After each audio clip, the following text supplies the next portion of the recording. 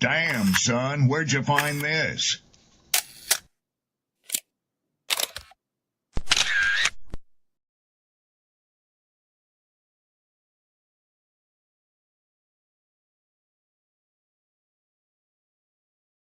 Who taught you to hate the texture of your hair? Who taught you to hate the color of your skin to such extent that you bleach to get like the white man? Who taught you to hate the shape of your nose and the shape of your lips? Who taught you to hate yourself from the top of your head to the soles of your feet? I love people as I meet them one by one. People are just wonderful as individuals. You see the whole... My great aspiration, my greatest ambition is to be so good. Now, in that way, I'm tiresome, as I suppose, to live with, because I want to be a fantastic human being. I am the greatest. We're not disputing that, Cash. It's how does Sonny Liston feel about it? He can't feel but one way, and let's take everything I say and like it. Because February the 25th, I'm going to take back my job. I'm the champ. He's no champ. He's a tramp. When you see men fall, don't laugh. Learn. Learn. Because you're on your way up. And the things that tempt people to fall, you and I are not free from that temptation. If I'm a one-hit wonder, at least I got one, huh? At least I got something. Really ain't me. The beat bumping, one song could change lives. Let's see something. One joke could save lives. We gon' keep coming, keep functioning. Something out of nothing. Ball-wise, I'm top 300. Get your favorite artist. I'll chop it up with mutton. If they haters, your ghosts can be bludgeon. If they for real, we getting money. Subtract BS minus Negroes, cutting everything authentic. Stupid shit I did it. Punishing myself like my mom prison. No questions, no tea, not lifting. One time for tea, being broke wasn't living. One hit wonder. At least I got. Yo, what up?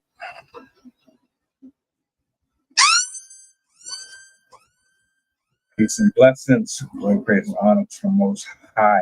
Happy Friday. Good to be back. Hope all is well. Appreciate your time. I hope the week has been good to you. My thoughts and prayers go out to you, your family, your loved ones. Shout outs to my poets, my writers, my content creators. Shout outs to all the new followers to the page. Welcome over to Assembly of Excellence. Thank you for your patience, for your time, for your commentary, for your feedback. Everything below and underneath and above the sun. Salutes to you. Salutes to you. I got Sydney in the building. You know what time it is. You see the title. If you don't, take a look up. Maybe it's somewhere at the bottom of the screen. But we got us a doozy here. I don't know where we're going to begin with this. I don't even know how the conversation is going to end, but this has to be addressed. So, give a warm welcome to Sid.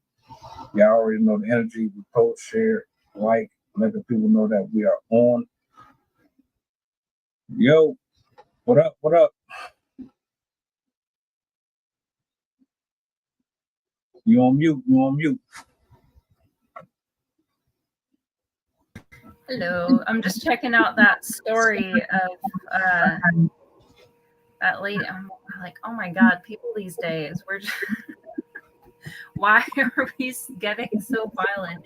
I mean, I can understand why we're getting violent, but overthinking. Oh my goodness. So this will be a very interesting conversation today. Yeah. Somebody just lost their life, and I keep going back to it always has to be a life or death situation. Like, you really have to be it's either a him or me or her type of situation with kids involved, or one person is drowning, you can only save one, or like what? There's absolutely nothing about this right here that makes sense to me, other than people can't control their anger, amongst a number of things. I do got a clip I'm gonna play for the people who aren't familiar with this. It was shared to me, and I say, yeah, I might have to definitely cover this for sure. So shout out to the young lady who put me on to this particular story. Now, let me put this up on the big screen real quick. It's not a very long one, but it's going to give you everything that you need for the most part. If y'all have any views on it, share it. Would love to hear your perspective. I want to get your initial thoughts. See it after this. I know you already have read a little bit on it, but yeah, let's go ahead and play this video real quick. And killed outside a Dallas PetSmart after getting upset at a woman for not saying thank you. Court documents say the victim, Cecilia Simpson, was shot several times after the dispute escalated into a parking lot fight. Peyton Yeager has more on the story tonight. The family of 41-year-old Cecilia Simpson sent Fox 4 News these photos of the Duncanville mother of two. Friends and old classmates from Duncanville ISD also mourning the loss. According to an arrest warrant affidavit, Simpson was shot and killed after becoming upset because a woman she held the door open for didn't say thank you. The argument started at the store Five Below Tuesday and then spilled over to the PetSmart in the same South Oak Cliff shopping center off Wheatland Road. Investigators say 22-year-old Kiana Hampton followed Simpson and her daughter into the PetSmart. Employees there asked them to leave. The screaming first caught my attention. Fox 4 spoke to a 27-year-old ER nurse who walked out of the PetSmart as the two women were arguing in the parking lot. The lady who was the shooter was still instigating, like, an argument or a fight or something. But the mom and daughter tried to, get in their car and, de-escalate the situation. But the lady wasn't having it. According to the affidavit, Hampton later confirmed to detectives she engaged in the verbal dispute, entering the PetSmart twice and continuing the argument, throwing the drink bottle at Simpson's car when she was about to leave, and engaging in a physical altercation with her. That's when police say Hampton pulled out a gun and shot Simpson 3 times. Multiple nurses rushed to perform CPR, Simpson's daughter by her mom's side, while also on the phone with 911. If I could just hug that daughter, I just feel so bad for her, and I just want her to know that I did everything I could. Those other people did everything they could. The arrest affidavit says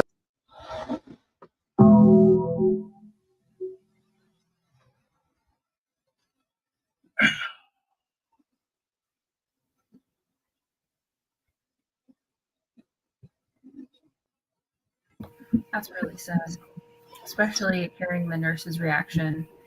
I can't even imagine being somebody who's a professional in that type of role and not being able to do anything, not being able to help, especially because most doctors, most nurses enter that field so they can help people. So I can't even imagine how traumatic that would be to try and participate in saving somebody's life and not being able to do anything, especially when you witness the whole situation in action. Because it's one thing to be in the ER and have somebody come in and you didn't see the situation, you just see how they are now, you have all the tools, you have all the staffers, but feeling solely responsible for trying to save that person's life, I can't even imagine how horrific that guilt she's feeling will feel, especially because she was with her daughter, the woman's daughter at the time. I didn't see how old the daughter was, but I'm assuming that they're probably young, given that they were with her. So that just adds to the tragedy that they had to witness that whole situation, and honestly how quickly that whole situation unraveled. It's not like this was, not that it would be any better, but like a whole like, oh, a neighbor harassing people over a long period of time. It's like, it's less, again, not any less of a tragedy, but it's like less surprising if it escalated over a long period of time. But to have something like that simple turn into such a fatal, tragic event so quickly is just, that has to be horrifying to be a part of. My heart goes out to the family. My heart goes out to those women that tried to save her life, and anyone else that had to witness that. There's no excuse for that. And honestly, this is just another example of why, I mean, truthfully, sure, you should have the right to defend yourself, but I don't think people should have the right to just carry weapons like that. Like, there are so many other different weapons that can be used to protect yourself that don't incur death in that manner. Like, you can have pepper spray, you can have a taser, you could even have, I mean, knives aren't any better, because it's actually harder to save somebody who's been the victim of a knife attack because of the manner that knife wounds affect the body. It's harder to stitch those back together because oftentimes it's more jagged and it's harder to put the tissues back together than a gunshot wound. But still, I think it's just another example of why we should revisit the idea of allowing people to conceal and carry, because you're going to have incidences like this.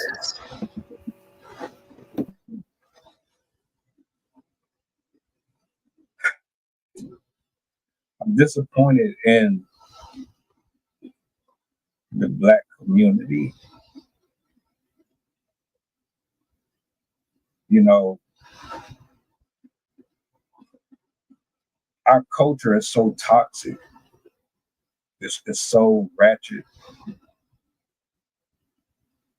We can be some of the most intellectually sound people, humans in general,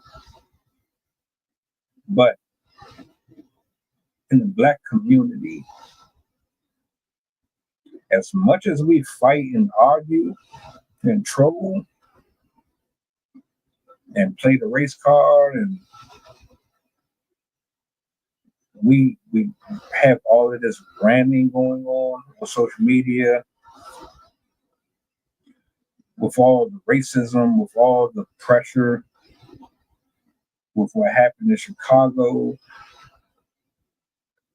Like, do I really need a list of injustices?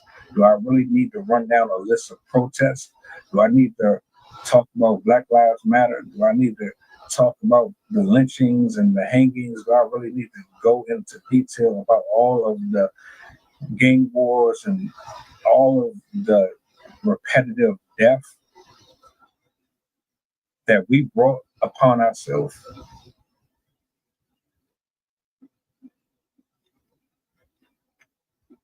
You get angry because someone did not say thank you. Now, I understand common courtesy. I think most of us have been taught to say please and thank you, but you're not entitled to it. I'm not entitled to it. I don't expect everybody to say thank you to me. I don't expect reciprocity from everybody. I don't expect everybody to respect me or like me. Everybody is just raised different.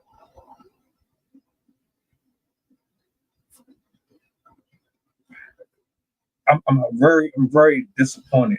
I'm hurt. I'm hurt because of the daughter.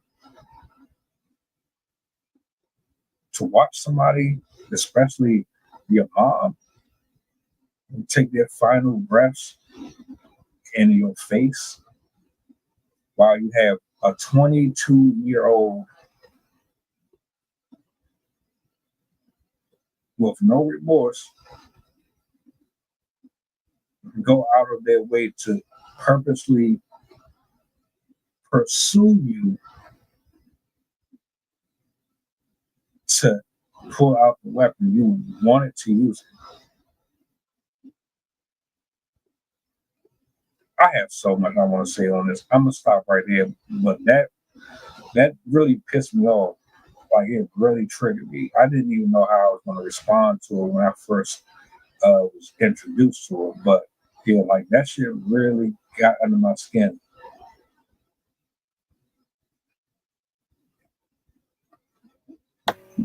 And it's especially sad because when I started to investigate this story, there's so many other stories that pop up involving people getting killed in stores. There was a woman that's currently going to trial because she stabbed a 3-year-old in his shopping cart at a Giant Eagle parking lot in, what state was it? Cleveland, Ohio. There was a woman shot at a shopping center in Dallas in October. There was a American Indian store owner killed in October as well. There was an Arkansas grocery store shooting that killed a 23-year-old nurse who had a 10-month-old baby, among 4 other people, or 3 other people that were killed. And that was in Arkansas. I don't know if I said that. There was another one recently of a 33-year-old employee killed a 23-year-old woman who got into a dispute in a grocery store in, where's this? I'm not sure where that one is. It doesn't say. Wayne County. I think that's Texas. Another woman was killed when it was in Sacramento. Somebody ran her over. She was taking too long. Another store owner was killed because she had a pride flag. So this is just, it's becoming so common now. Like, we're seeing school shootings, we're seeing church shootings, we're seeing store shootings, we're seeing people's houses getting broken into and them getting shot. It's just, it's so, like, scary. It's horrifying. It's depressing. It's just, I mean, sure, we've probably had violence all throughout history. Like, we all know that people have been getting murdered for forever. As long as there's been humans, murders have happened. But I guess the combination of having all of these news sources available to us, all of the CCTV footage, all of the people with their phones, we're catching so many more of these incidences, not to mention there's a higher population density. And I would not be surprised if the majority of these stories involve mental health cases, drug-induced cases, or just like people that do not have any sort of emotional regulation. And again, this is just these are examples of why we really need to change our conceal and carry laws, because I mean, obviously not all of these were shootings. Some of them were stabbings. One of them was getting hit by a car. But it's just like, how do you keep allowing this to happen? And like, we have all these cameras and we have an awareness of these types of issues. It's just so tragic, and it seems like it's mostly young people or extremely elderly people. It's people that are supportive of other individuals. I've heard people getting shot over pride flags. I've seen people getting shot over support for other organizations that people are not happy about, being shot because they belong to certain communities. It's just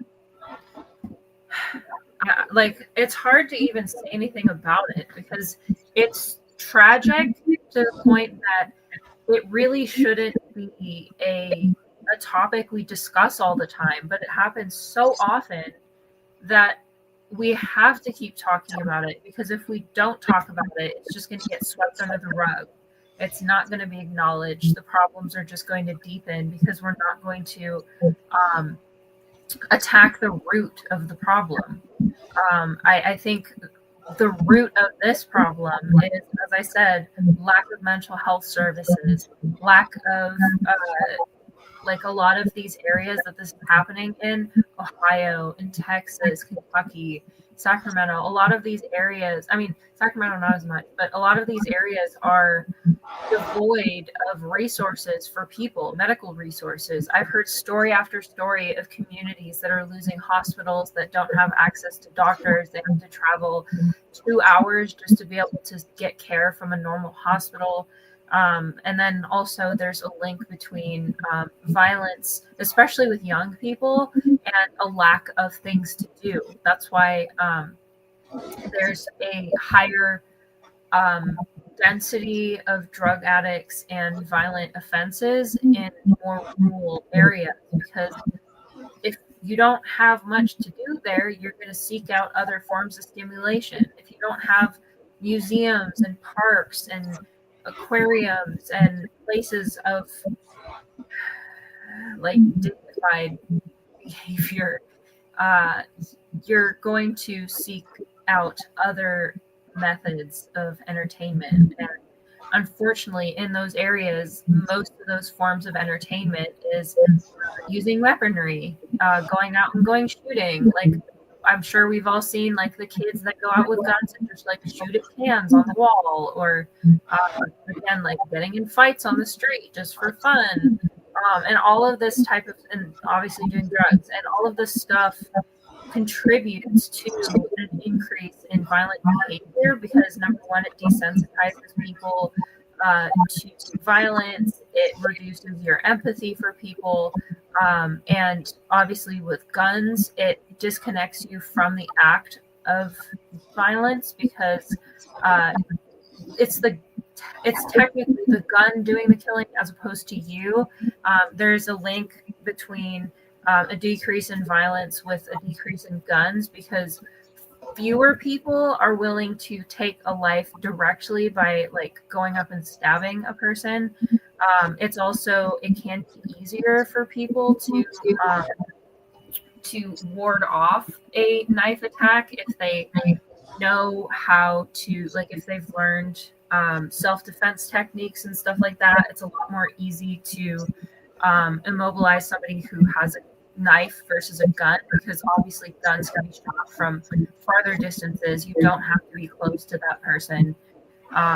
And of course, if you hit in the right location, it can instantly kill the person. So it's hard to even come up with things to say about this type of violence, because all you want to do is hug the people that had to go through that and express as much sympathy as possible. But this happens so often that it's just a glaring reminder of how terrible people can be, and how much we need these services to improve relationships with the public. Like, you have to, I think one of the things that we're having an issue with is there's so much separation between groups of people now that there isn't very much to come together on. Like, I remember 10 years ago, or not 10 years ago, whenever the Columbine shooting was, the whole country was in an outrage. I didn't see very much, I mean, I was young at the time. I think it was Columbine. I never saw very much pushback where people were like, no, we should still be allowed to have our guns. Like, let's arm our teachers. Like, I never saw very much of that argument. It was just condoning the violence. But now there's so much more of a, like, well, like defending the people that did it. And I don't know, it feels like we're getting, as a culture, desensitized to this violence, and we've become so intolerant of other groups of people that we even go as far as to defend the individuals that are perpetrating this. So I really think that our thinking about this type of violence needs to change. Should have been changed.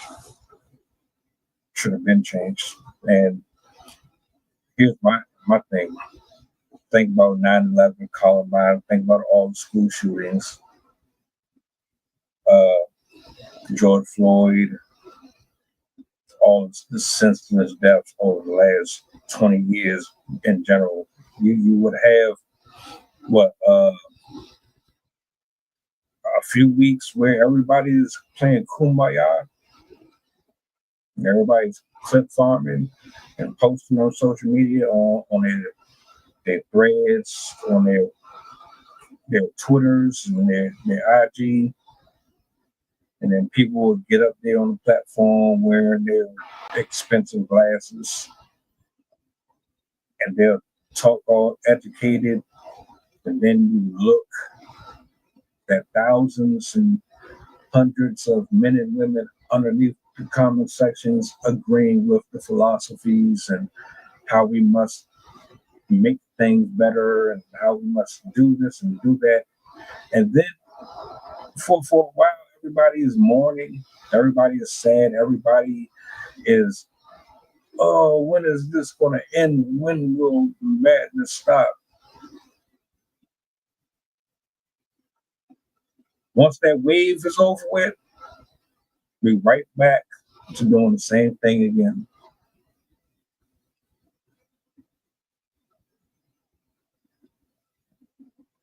The only difference is we got holidays. We got monuments. Every time September comes around, September 11th, every time it comes around, we have people who do dedications. People talk about, oh, it wasn't an airplane, it was something else, it was this, it was that. You have people who speak on Kanika and all of these women that were killed by police officers. We speak on these things like we care about it for a month or two, and then we go right back to living our life afterwards. There's no consistency.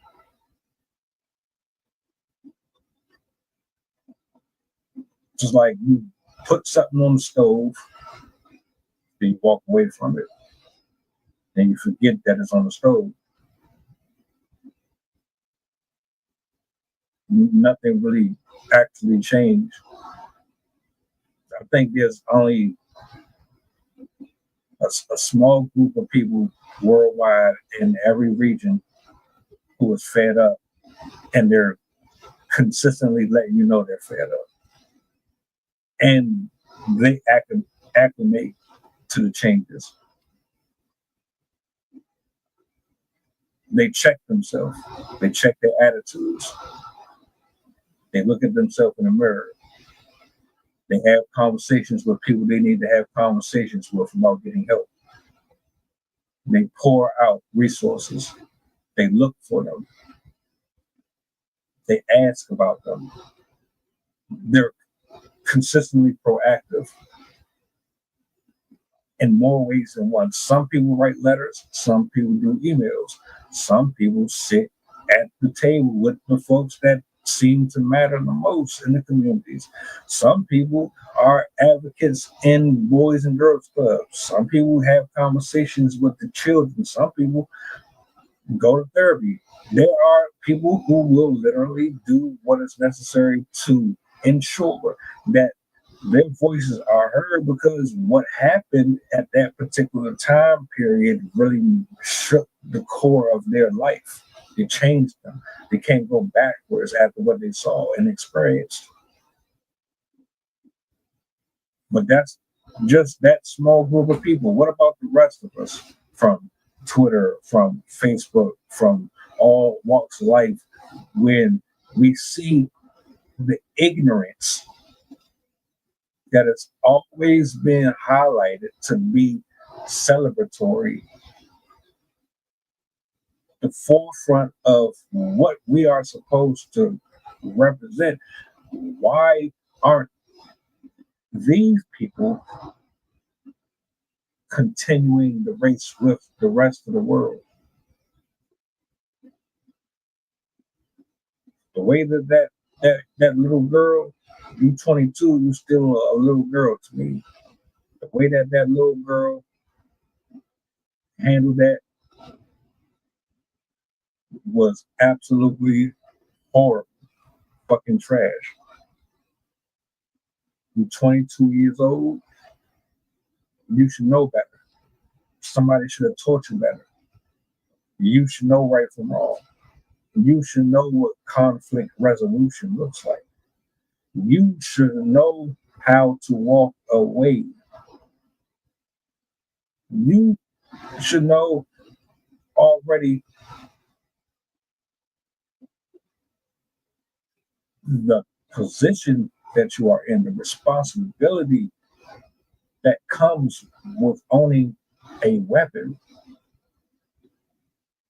You should know the responsibility you have as a young Black woman, as a woman in general, man or woman. You should know the power that you wield by your voice, by your walk, by how you deal with people, how you deal with ignorance, how you deal with trauma.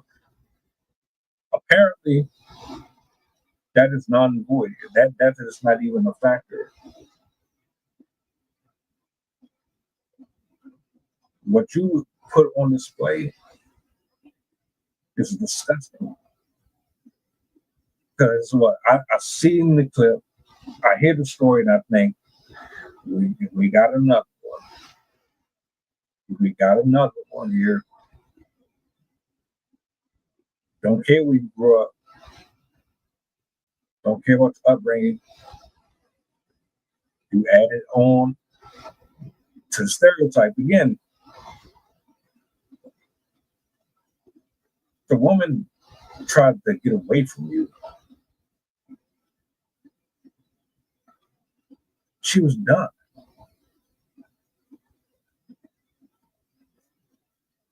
She was 10 plus years your senior. You know how much wrong is here? Do you really understand how messy this painting is? You made me look bad. You made the viewers look bad. Whether or not people want to admit it, yes, you did. Because like when I go outside and I gotta go into the world and handle business, and I'm around certain groups of people, and they already know about the story, I come along. It's like, oh, here we go. I don't even move like that. Guilty by association. But whoever raised you didn't teach you that clearly. I'm gonna use the mic.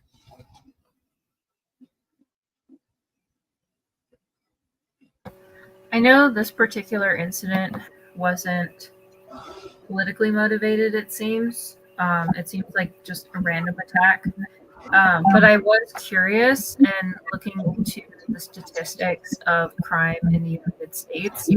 And one of the things that I found really interesting is even it is true technically that left-wing violence has increased over the last couple years, over the last decade. Actually, their numbers from 1996. But I do find it in a dark way kind of funny that it's increased from 1.6 incidents per year to 4 incidences per year of left-wing violence, whereas the average, like on the right, in 1995 there's 33 incidences, 1999 there was 26 incidences, 2017 there were 30, 2020 there were 30, 2023 there were 29. So it's still significantly outpaced by the left wing or right wing individuals. But I know there's this lie that is promoted that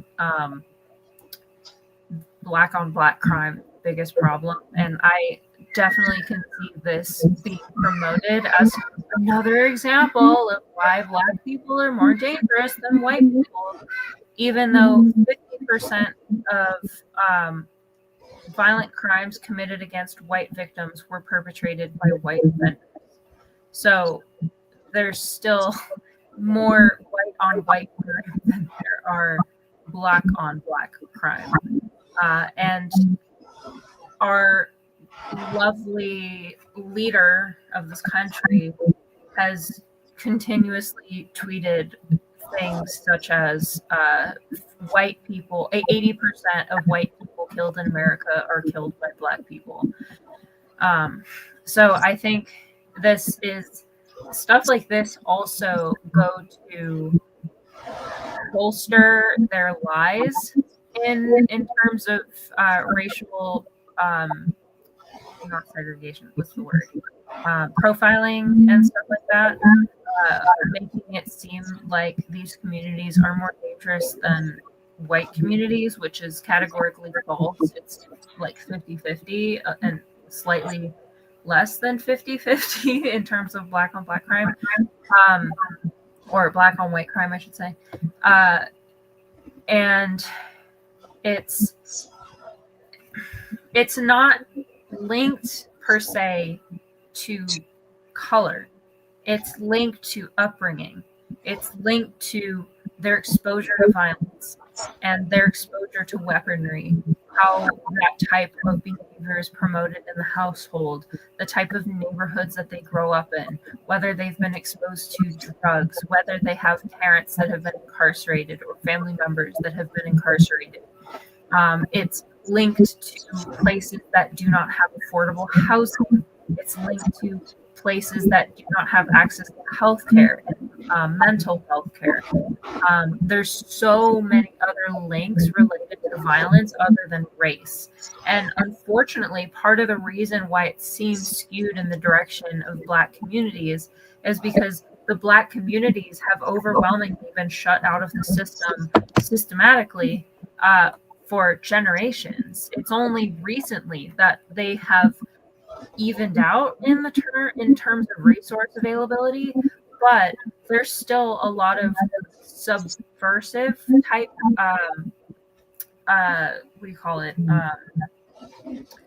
like stuff that they do to still prevent people from being able to access certain resources. There's the stigma production, there's like redlining and all sorts of other methods to, while not making it obvious, still disallowing them to have the same resources that everyone should be entitled to.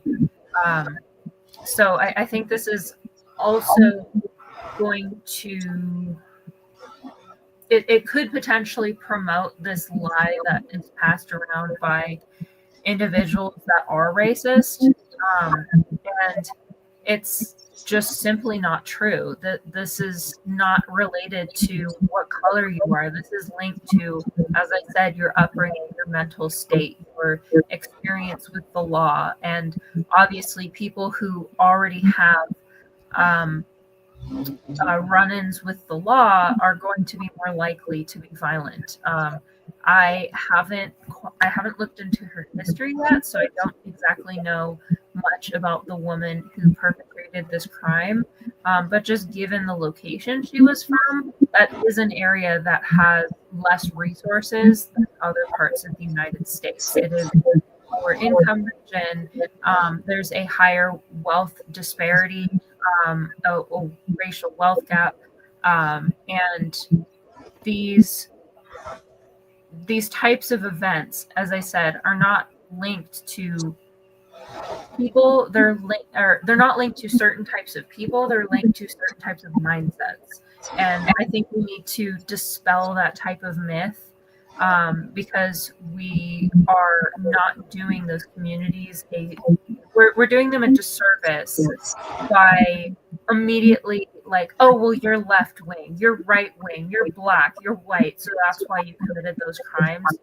it's not that. It's that you haven't had access to healthcare. You haven't had access to resources, so you're acting out of desperation. You haven't had proper mental health services, so you don't know how to handle your emotions. You might have drug problems or like a mental disability. And I think that's another thing besides gun management is healthcare management, making sure that we are more on top of people. Like social services should be more of a helping service rather than an incarceration service, which is something that they've been moving towards, in my opinion, in recent decades, where that school to prison pipeline idea, where we shuffle people towards prison instead of helping them out of the systems that are hurting them. I think I sent this to you the other day, but that the video of the police officer that was approached by the pregnant drug addict, and she was saying, "Hey, I need to get care. I really am done with this. I want to protect my baby. Can you help me?" Like, we need more of those types of people, not the types of people that, "Oh, you're a former drug addict? Let me attack you, jump on you, arrest you, even though you're pregnant. I'm going to put you in jail, take your baby." Like, we can't treat people like criminals or they're going to act like criminals. We have to start treating people like humans that are all deserving of concern, of care, of health treatment, of a better life. And we are very much moving more towards a direction of just criminalizing anybody that shows the slightest bit of differences. And we all know that statistically, if you end up in jail, the likelihood of you ending up back in jail in the future is extremely high. And it's people that have fallen through the gaps that are far more likely to be introduced into these systems and thus more likely to become perpetrators for life.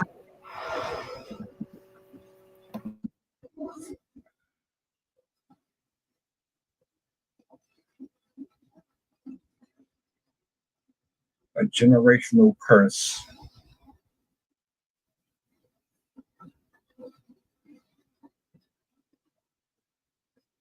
Sins of the father passed down from person to person. Nobody steps in, does what they need to do to correct their own issues. Stop it where they are so that it doesn't pass on to the next group. You know who you are. See, a part of it absolutely has to do with the lack of resources. For hell, there are tons of people who grew up without.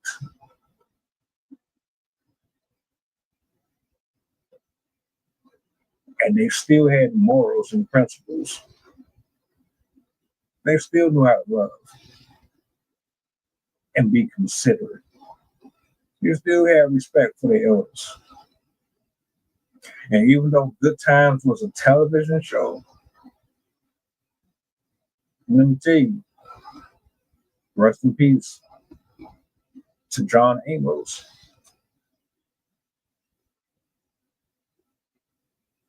He stood on his. As much as they tried to make him out to be something that he wasn't, the core values that was instilled in him showed on the show. That show, even though it had a script to it, it was probably as real as you could get. But people being in impoverished neighborhoods, and you still had a father who was not about to sit here and let you become that. You were raised here, but you're going to respect me, and you're going to respect the teacher, and you're going to do the homework, and you're going to go to school, and you're going to do something with your life. You are not about to become a statistic. He doesn't get enough respect. Him, Florida Evans. There are men and women that are just like them. They didn't have luxury. They didn't have finances. They didn't have the government on their side. Just like everything that you just described, majority of us suffer from it. But there are men and women like that who say, you know what, I don't care. We're going to still make a way. The world is against us, but guess what? God still got us, and we're gonna make it work. And they knew how important it was to ensure that their children had better than them.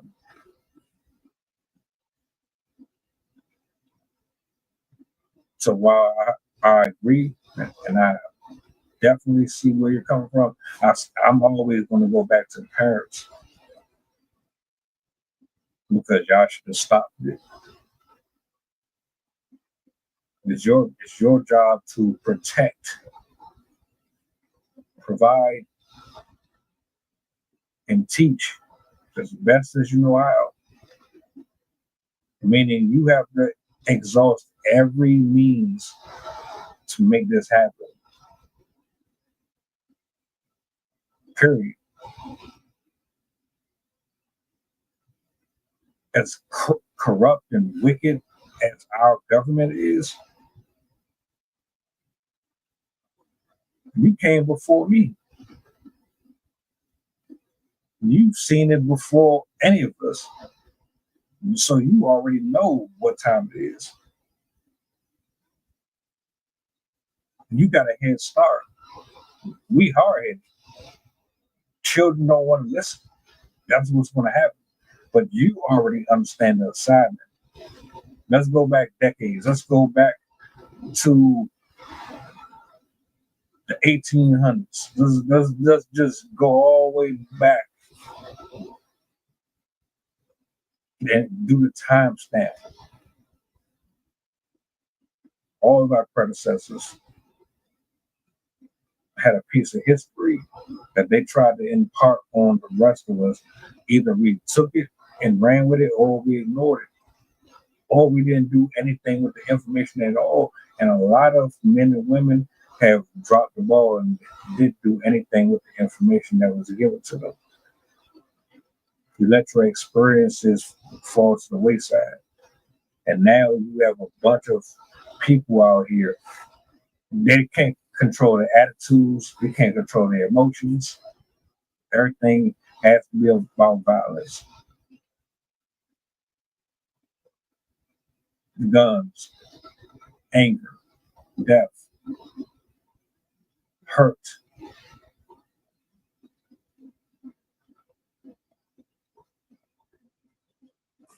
The parents are lazy. You don't want to do your job. You don't want to do the screaming and the rebellious attitude. But you already know how ugly the world is. Why would you allow your loved ones to go out here unequipped? She's 22, her life over.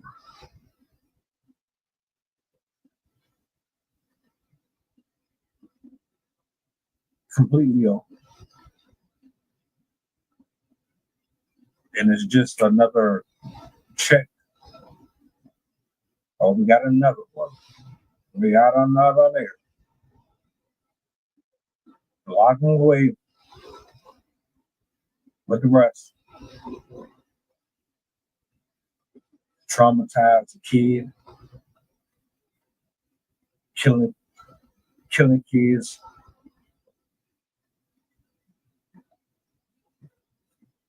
Sins of the father. Sins of the mother. So not only do you not stop it and prevent it, the government and the powers to be, they capitalize off of it. And they capitalize off of it very well.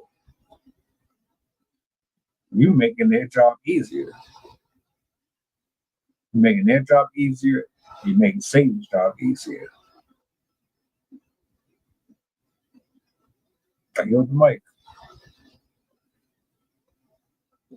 I was looking at another set of statistics just for the population and the incarceration rates. And even though, yes, the percentage of white individuals is much higher, and so these so 30% of the population is other races or ethnicity, 13% are Black, and 58.9% are white. And so technically, the ratio is much higher in Black communities than it is in the other communities. However, the percentages still remain the same, similar. 26% of other races or ethnicities are incarcerated or have been incarcerated. 32% of the Black community has been incarcerated, and 31% of the white community has been incarcerated.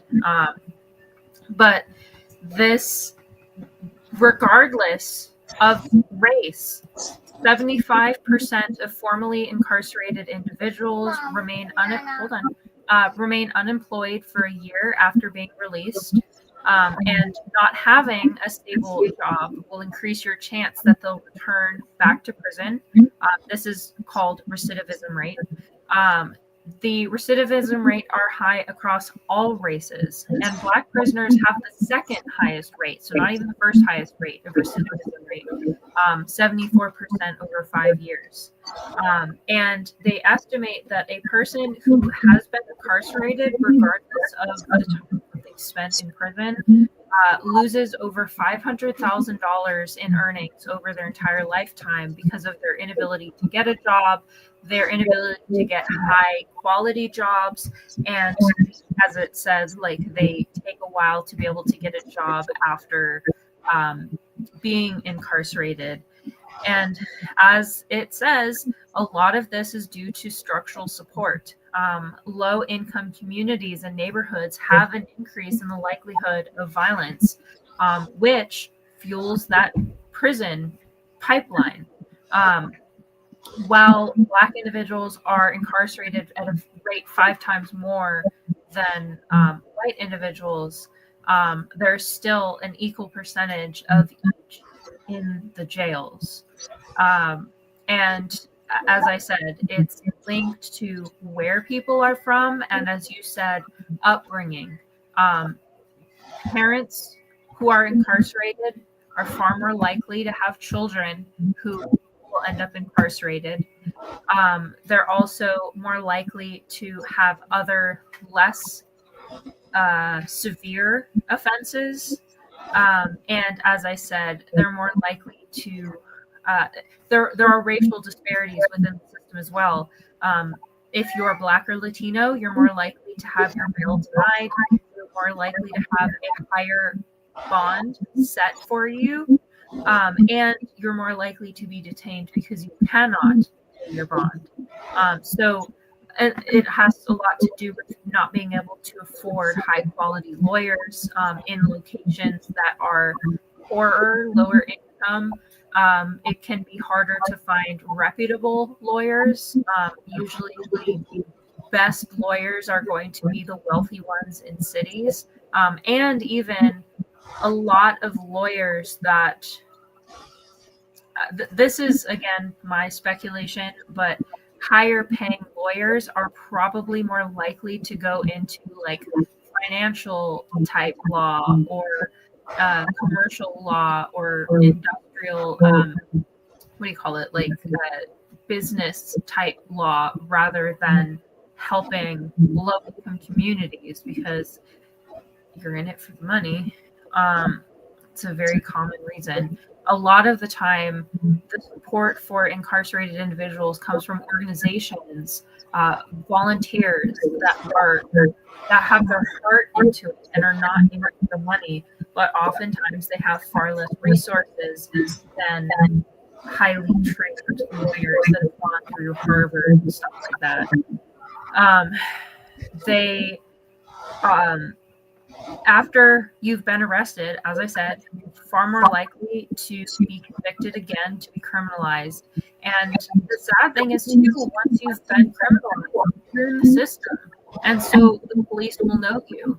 The law system will know you. And there's that internal stereotype that, oh, I know that you've already gone to prison, so you're more likely to see the person and be like, oh, they probably did commit that crime, even if they didn't. Even my husband had an incident when he was 9 or 11, something like that, where he was hanging out with a group of people that were older. He was that age, and I think the people he was hanging out with were teenagers, like 13 or 14. And this was in Texas, or Massachusetts, New Hampshire, one of the two, but a very rich white neighborhood. And they were egging the house. And the other older boys threw the eggs at the house or the car, something like that. And my husband at the time, little, he just dropped his in the grass because he's like, I don't really want to be here. I don't want to be doing this.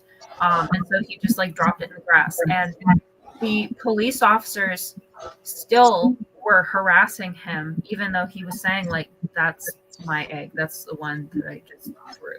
And it literally, the only reason he was able to get out of that situation was because his grandfather was the sheriff at the time. And so he was able to explain to his grandfather, like, yeah, it wasn't me. I didn't do that. The egg's right there. And so he was able to get out. But still, he was 9, and just because of his association, just because of his skin color, the other kids were white, I believe.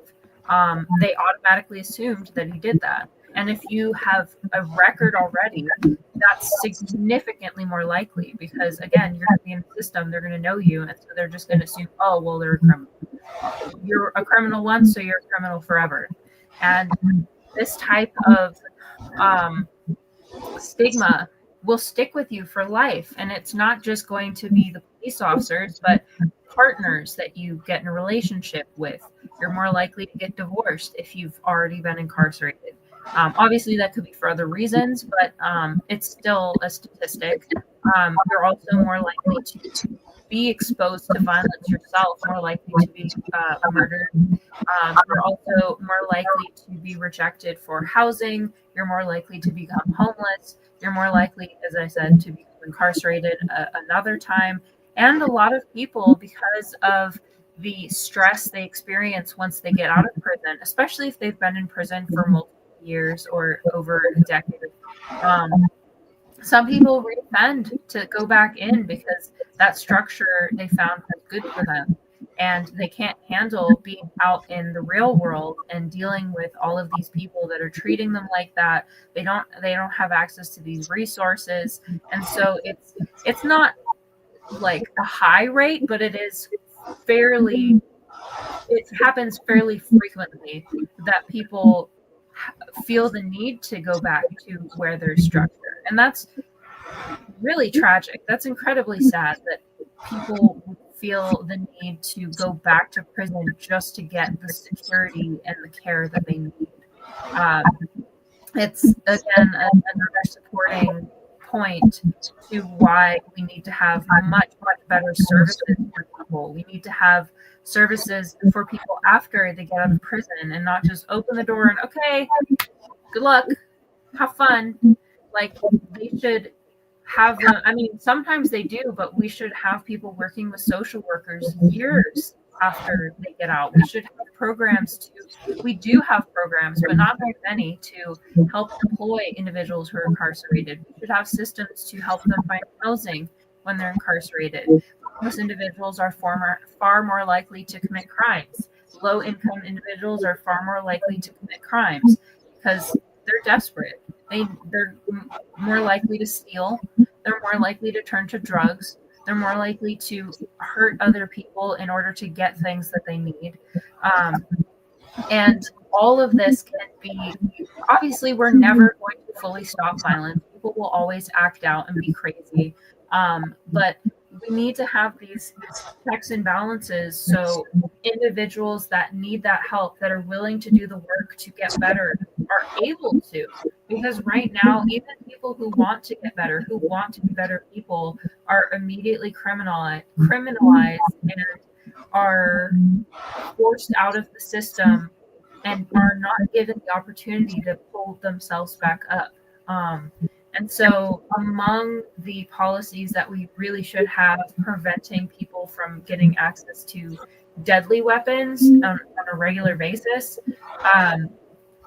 we really, really need to have a better system for people that are committing these crimes, but are, I mean, not the particular type of crime, but like who are ending up in the system and who want to actually better themselves. Because even people that want to better themselves are put into situations where they, I mean, obviously they're still making the decision, they're still liable for their own choices, but they're almost forced into these decisions because of the way that they're treated and the resources that they're being denied. I'm more concerned about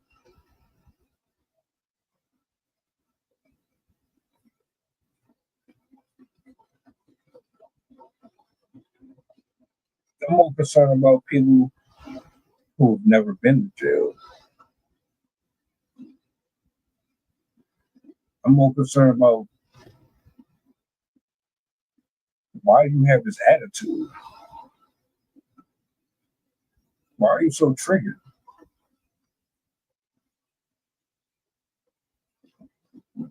Like, I'm still trying to comprehend how does an argument spark from, oh man, I already see it. You're not gonna say thank you. You just gonna walk in and I help vote for you. You just ain't. I want to know, how do you go that far with your anger? In general, when men have these conversations about black women, and we say, like, I just did a stream yesterday. My brother, he's definitely young. He basically said, look, all of my experiences with black women, they weren't pleasant. Matter of fact, I'm attracted to a few, but I don't really like them. They're rude. They're bitter.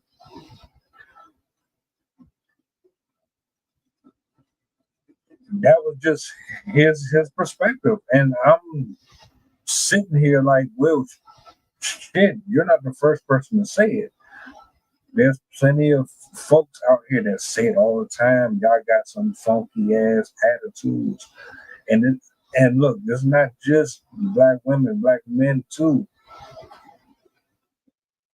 Y'all really be overdoing it. I don't know what it is. I don't know if it's in the water, in the cigarettes. I don't know what the hell is going on. Like, why do you feel that you're entitled to somebody just saying thank you to you? I've opened the door for people that they never said thank you to me. I did get my panties in a bunch. There have been times where I might not have said thank you. It happens. You're getting into conversations with folks. I can tell the difference from somebody getting in a passionate back and forth with a person and your voice elevates versus someone who is purposely trying to turn this into something violent. This, with what happened with her and this woman, that's been going on for decades. that anger, that key identifier, that's been around way longer than this. That's what I want to talk about. That's what I want answers to. Because she's not the first. She's 22.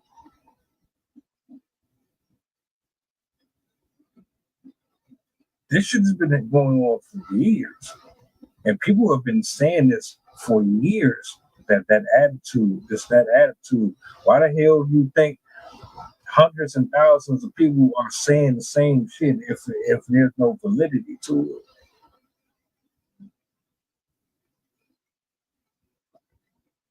Y'all be going to jail, getting put in the ground because of your attitude. You don't know how to just walk away because you think it's corny to walk away.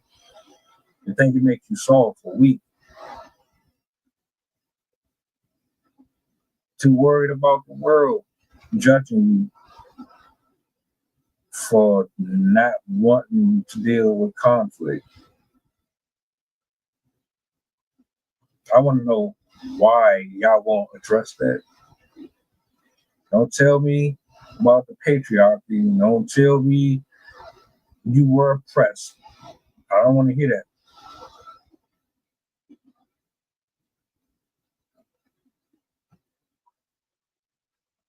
Because when she was confronting that woman, what the hell did anything to do with 50 years ago got to do with that?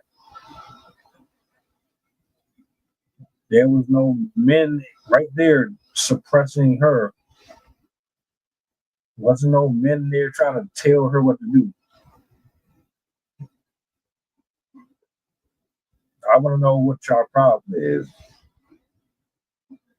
And you're doing it to yourself. It's this. Why? Why is it constantly this? Words don't work no more. Now just be throwing your life away. It's just disposable.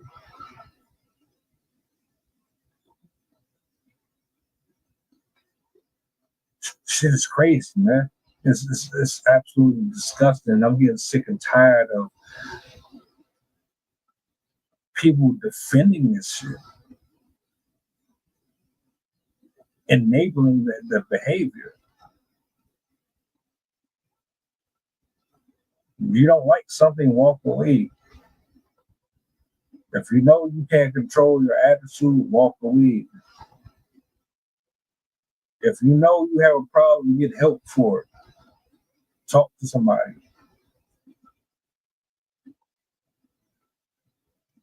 I'm tired of the excuses. I'm tired of the pick and choosing when you want to be offended and when you don't want to be offended. I'm tired of you having all of this energy for other races, but you are your own enemy in your own culture. We know what the problem is. Satan is doing his job. He's using us. He's using them. And he's getting it done. Every day, all day, is working.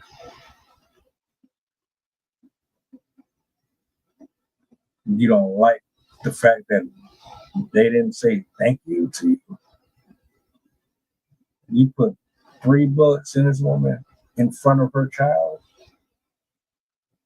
Her child got to grow up without her mom. What did the kid have to do with that?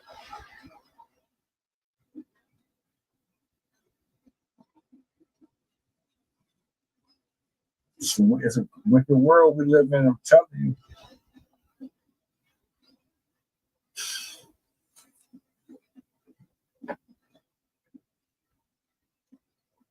Anything you want to add while we here? I mean, I'm tired. I'm exhausted. I'm really over the ignorant shit.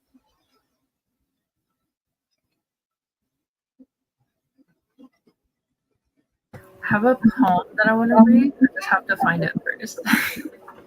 Go ahead. ladies and gentlemen, like when I do these type of videos, I do them because I want folks to understand that everybody don't move the way that the rest of the population moves. You can talk, you can communicate, you can agree, disagree, and it don't turn into somebody standing over a grave, tossing dirt and flowers over the casket. You can be uncensored and still have cordial back and forth, exchanging words. You can walk away from conflict. You do not have to put your hands on another person to get your point across. You can work together. We all have common enemies, all of us.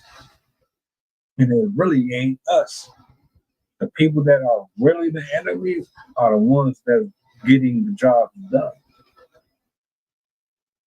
So while we sitting up here calling each other the N-word, acting like that's not a negative phrase, and while we sitting up here fighting over property that ain't ours and et cetera, they getting richer and they're living longer.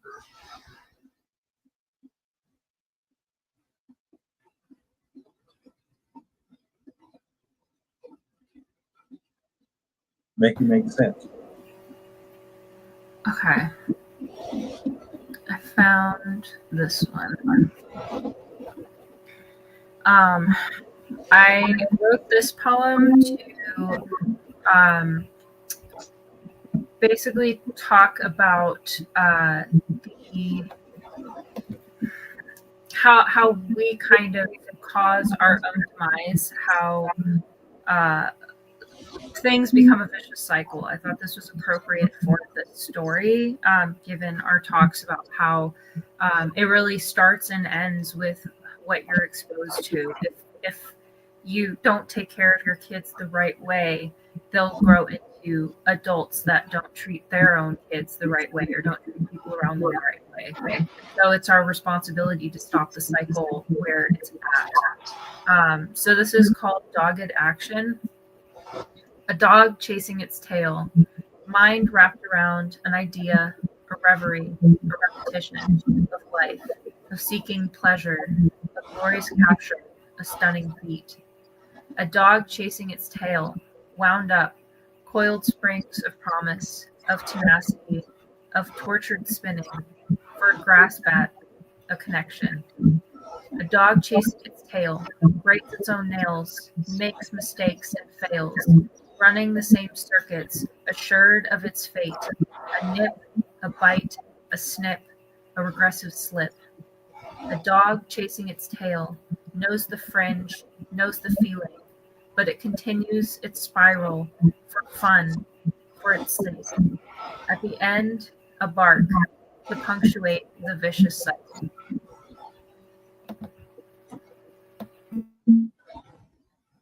A vicious cycle and a horrible ass trend. My heart goes out to that family, the nurses that tried to save her life.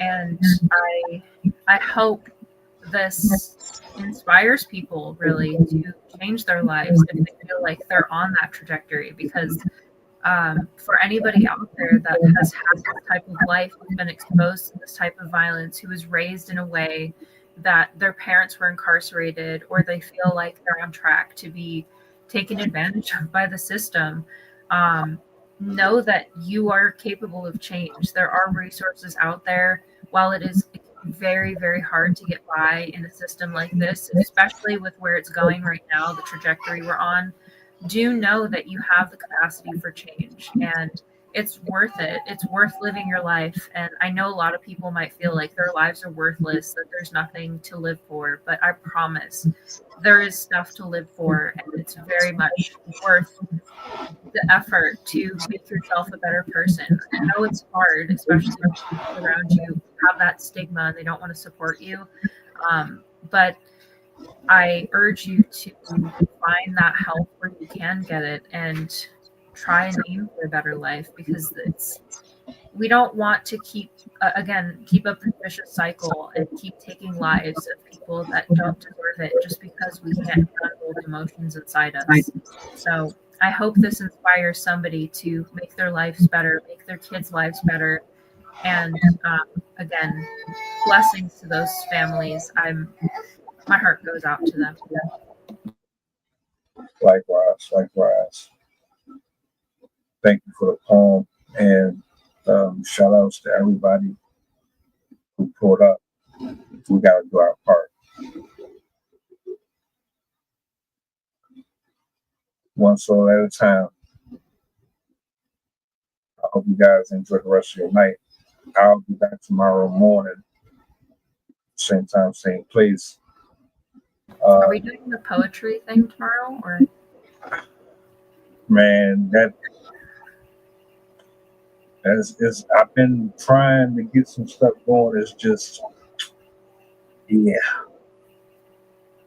That's okay. I'll let you know, though. I'll let you know. Right now, I don't see it. I was trying to actually do it today, but it didn't fall through. So. Okay. That's okay. I'll see you Monday if I don't see you tomorrow. Right on. Enjoy the rest of your night. You as well. Blessings to everybody. See y'all tomorrow.